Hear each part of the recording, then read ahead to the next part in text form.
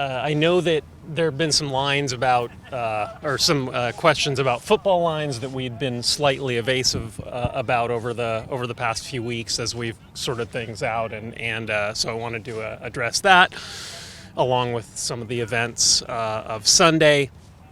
So obviously, our goal always to provide a clean field for our soccer fans, since it is a football soccer stadium. Luckily, we've only had football lines a couple of times in the past, but on Sunday we will have some soccer or some football lines. They'll be less than at certain times in the past. I think this is actually only the third time in 7 years that we've had some football lines. Is that right, Don? Yeah. So it'll be a little bit less than a full football field full of lines, but there will be some. We work really hard on scheduling with the Seahawks to make this minimal. To try and avoid these situations. But the reality is we do play two sports there, and we've sort of created a situation where we have, I think, 18 to 20 hours to deliver a clean field, and it just wasn't going to be possible. I'll add a couple of things. We obviously we knew about this conflict pretty early on. We talked to the league very early on and suggested that maybe we could move this game to a Saturday or a Friday night to keep the field clean. And it's a fantastic, great national television opportunity with a great partner, and they were anxious to keep that game in its national TV window. So that that sort of checked off the list early in terms of solutions. And the only other thing I'll add is that we ask a decent amount of the Seahawks.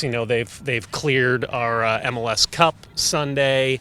Now we have Decision Day that we've added into the mix, where we need to keep keep that window for a Sunday game.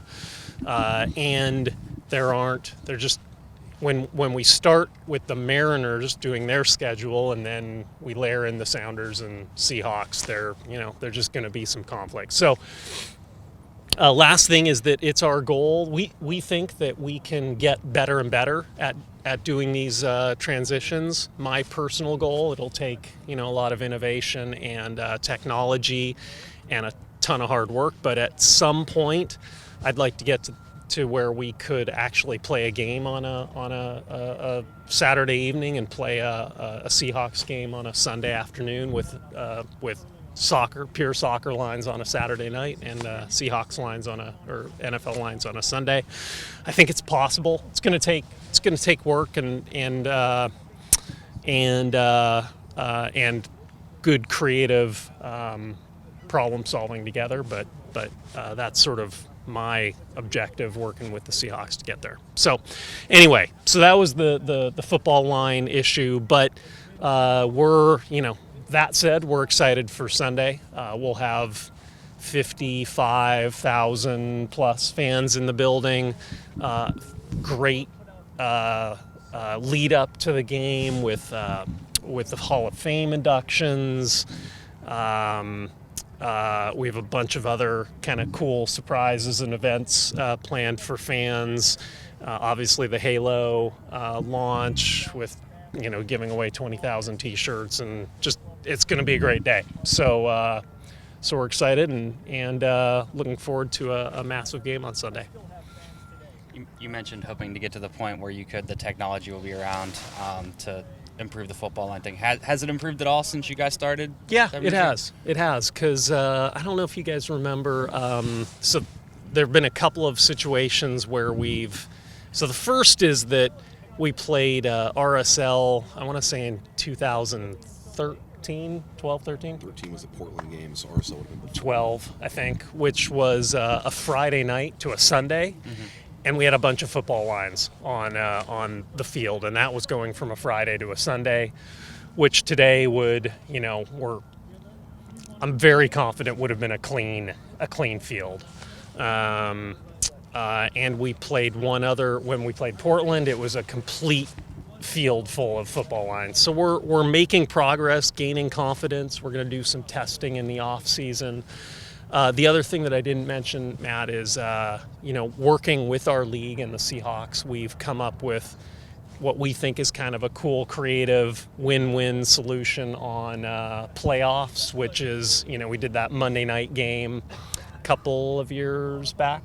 Was it last year, year before? Anyway, and fans liked it. It was a great solution to keeping the clean field. The national TV partners liked it. So that's sort of the idea, the kind of solutions that we can come up with to eliminate what might have been a field conflict in the past. So things have gotten better, and I think that technology over time and again, a good partnership will only improve things. Sure. So, are you guys ever thinking of being like the other MLS teams and getting your own MLS stadium and where you control the pitch and have grass and no football conflicts? We just renewed our lease for 14 years, so I wouldn't say that is going to happen anytime soon. And look, we love our stadium and the situation. Is it perfect every single game? No, but it's a darn good place to play our games. And again, 3 times in 7 years we've had some football lines on the field. So probably not at this point worthy of a $400 million stadium built who knows where. With at least calling for the new turf next season, and I guess installation now would be about 3 or 4 months away. Do y'all know what you're going to put down? Is it going to be field turf, or has that decision been made yet? I would say not definitively, but I would say that's a high likelihood. And do you know to any degree has that technology improved since last time around? I'm not sure I can. I don't. Since the last time around, perhaps, but not in the last couple of years. So I think it will be a different make or different, specific product, but slightly. Exactly. Yes. Yeah. With the Hall of Fame induction ceremony tomorrow, from a Sounders perspective, does it feel appropriate at all that Ziggy and Casey are going in at the same time, seeing as how they both sort of laid the foundation for a lot of what you guys did here? Yeah. I mean, they've been so important to this organization. We wouldn't be where we're at without those two guys, and they've done a tremendous amount for the soccer in this country. So. Very proud to have had them as part of this organization, and very deserving honor for them to go into the Hall of Fame. Sure.